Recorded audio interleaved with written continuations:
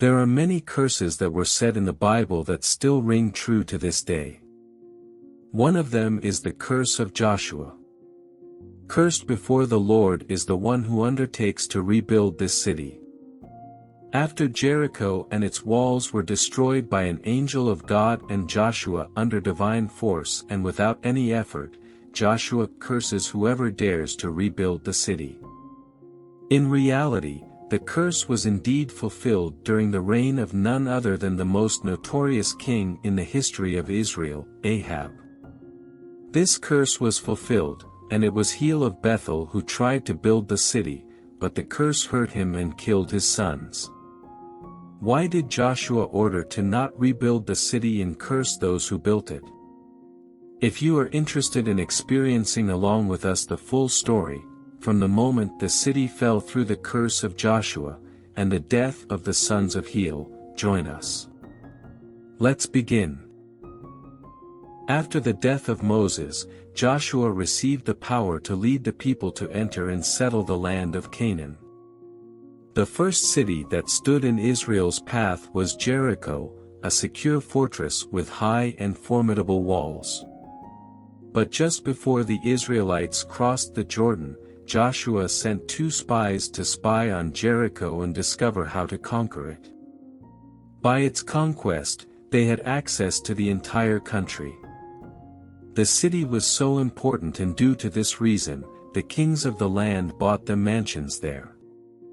When the spies arrived at Jericho, they heard that all the citizens of the land feared the Israelite after their quick victory in the War of Sion and Og, a fact that greatly terrified and disturbed the population.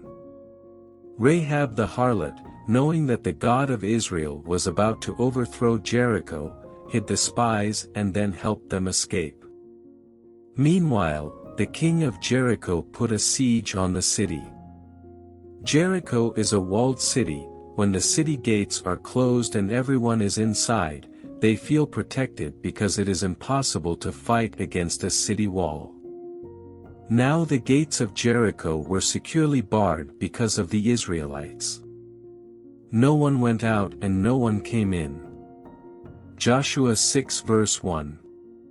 During Joshua's survey of the city, he looked up and saw a man standing in front of him with a drawn sword in his hand. He went to him and asked, "Are you for us or for our enemies?" Joshua 5 verse 13. Did you come to help us or the enemy? He answered him that he was the minister of God's army, and he also came in the days of Moses, but he did not want to receive him, and now he is coming again, because without his help it would not have been possible to conquer the city of Jericho. Joshua bowed down when he realizes that this is an angel sent by God. In the commands given to him the evening before the beginning of the battle, the Israelites began to surround the city of Jericho with 7 priests walking at the head with trumpets, followed by 4 carrying the Ark of the Covenant, followed by 60,000 warriors. They surround the city, so that the people of the city would not think that the Israelites did not start a war out of weakness of heart. The walking around was meant to arouse the attention of the enemy that something is beginning, and finally when the city walls fell, everyone recognized that the hand of God was in this, God accompanying Israel in fighting their war. They did this for 7 days, and on the 7th day the city wall fell by itself. It is not clear what made Joshua angry and cursed the city. Immediately after the fall of the city to the Israelites, Joshua imposed siege and forbade the people to take booty for themselves. But there was one who took, Achan son of Zebedee from the tribe of Judah, who could not resist, and took some booty with him. As a result, God ordered Joshua to burn everything he had, and to stone him. After the destruction of Jericho, Joshua placed a curse on anyone who might rebuild the city.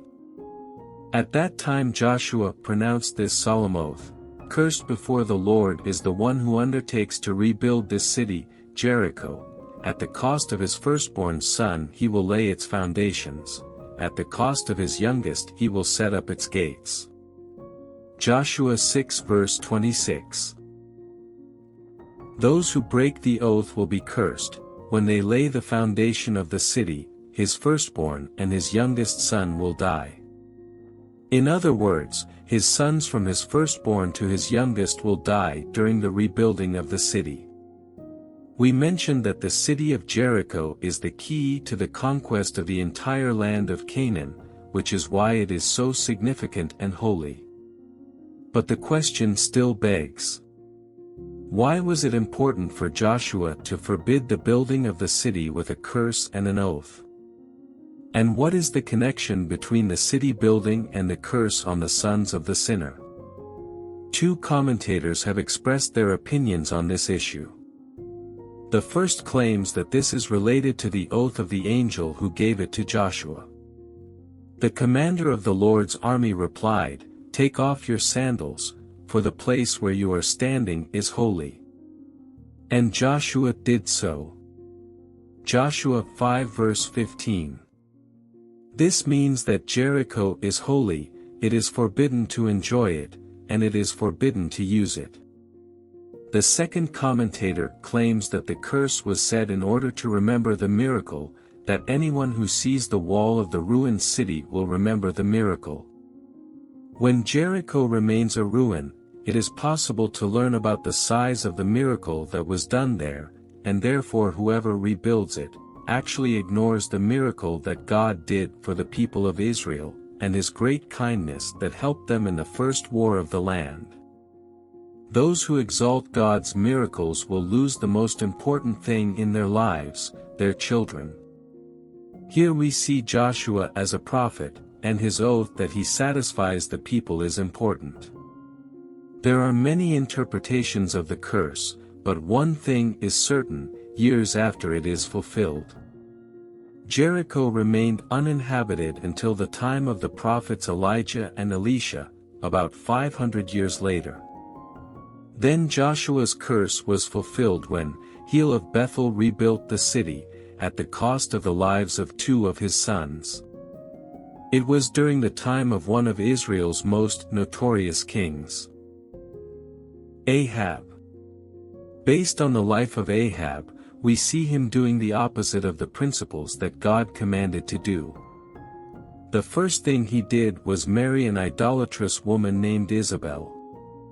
Then, instead of breaking the altars and the pillars of the Baal and Asherah, he builds them. He built altars of Baal and Asherah in every city in Samaria. What Hiel did in rebuilding Jericho was typical of Ahab's reign. Hiel's rebuilding of Jericho was more than just an historical footnote, it explained the attitude of Ahab's day.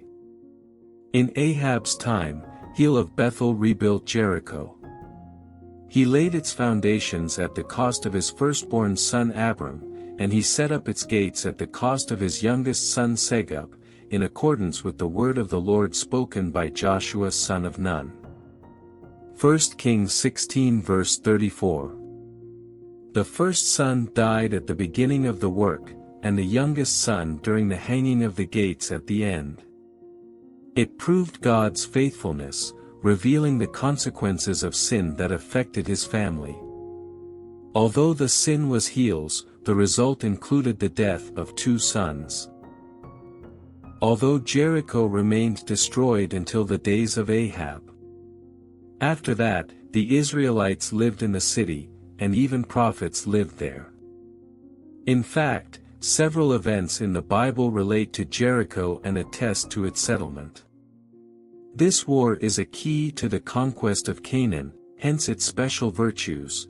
It is a war of signs and wonders that recalls the 6 days of Genesis, the binding of Isaac, and Mount Sinai.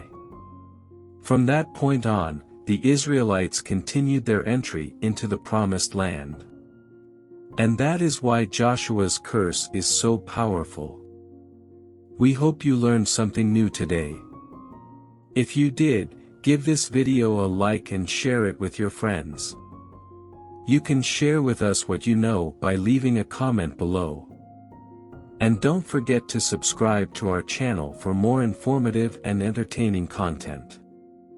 Thank you so much and see you next time.